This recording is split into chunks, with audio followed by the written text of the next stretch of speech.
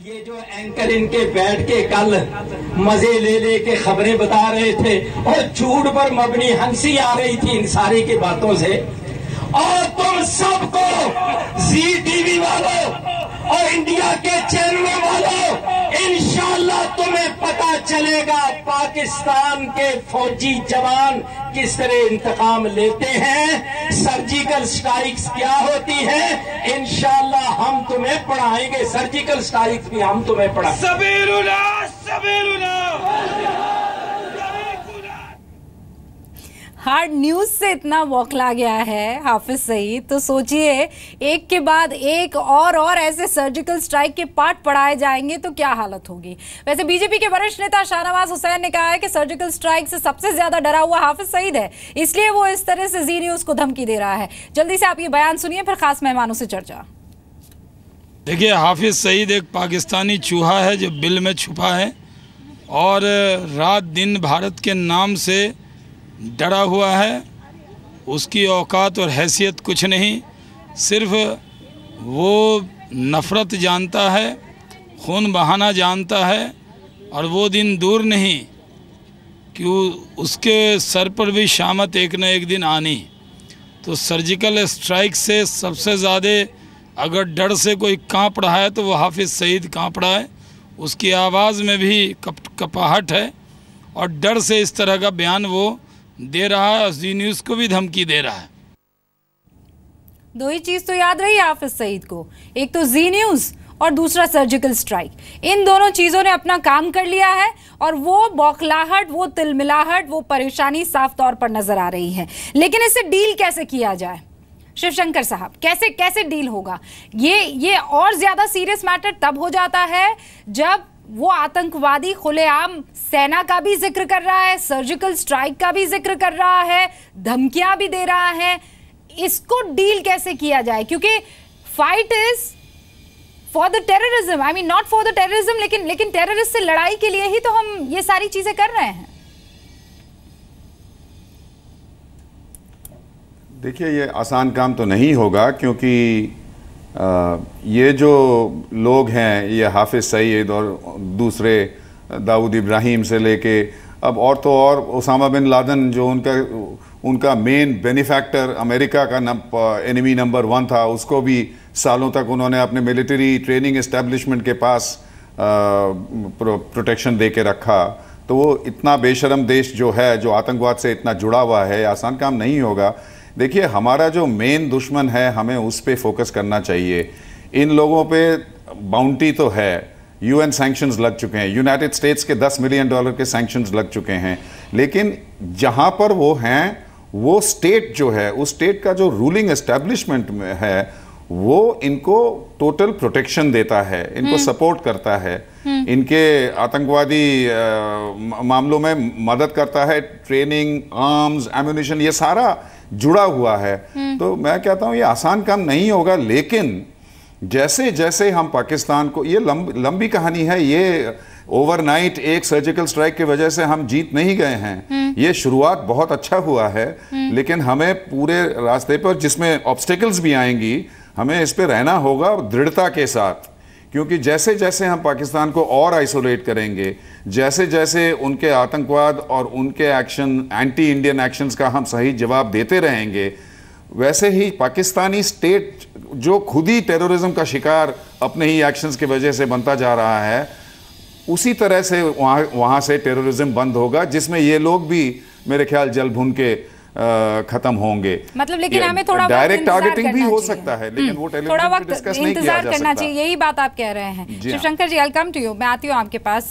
जीतू साहब, आपके पास नहीं आई हूँ। बहुत पेशेंस रखना चाहिए, और पेशेंस, सब्र, दृढ़ता, ये बहुत जरूरी है, और राजनीतिक इच्छा शक्ति जो मुझे लगता है बहुत अरसे से कम थी यहाँ पर।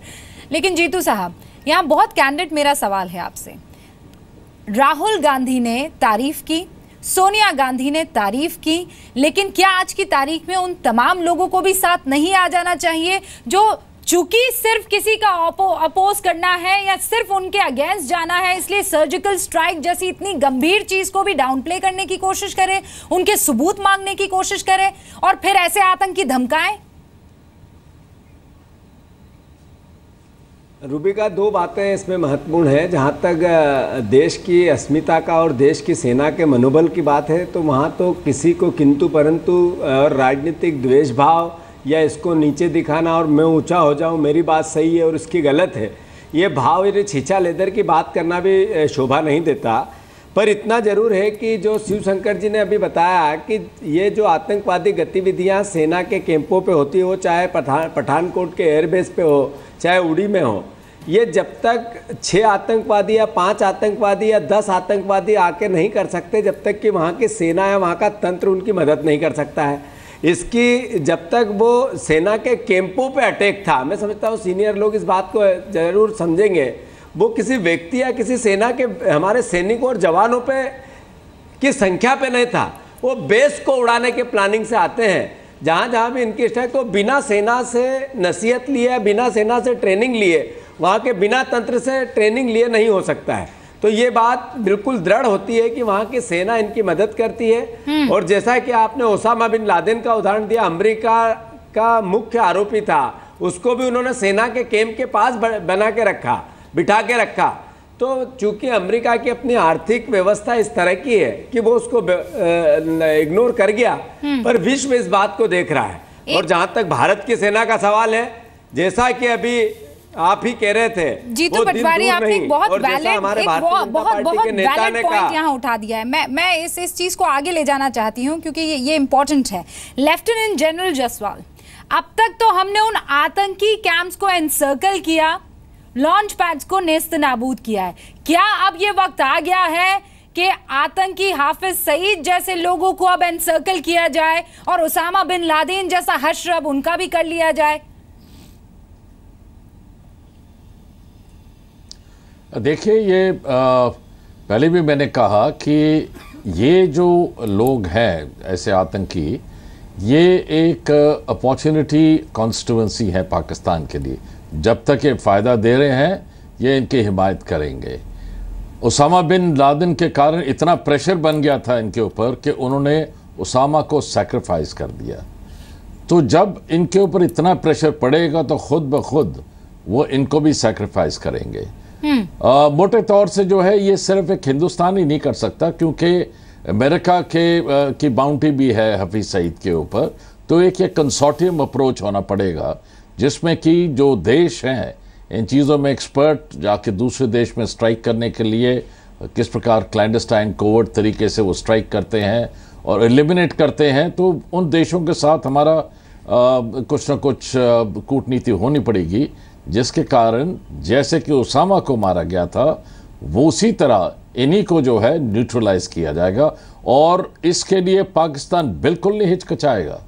जब इनके ऊपर इतना प्रेशर हो जाएगा जैसे कि उसामा के लिए हुआ था, मैं आज भी आपको अपने एक्सपीरियंस से कह रहा हूं कि पाकिस्तान जरूर इन्हें सैक्रिफाइस करेगा। लेफ्टिनेंट जनरल जसवाल कह रहे हैं कि इतना प्रेशर बन जाए कि ये खुद ही फिर सैक्रिफाइस करने के लिए तैयार हो जाए। सुधांशु जी, बस एक सिंगल लाइन में सवाल, इतना प्रेशर कब और कैसे डाल पाएगा भारत?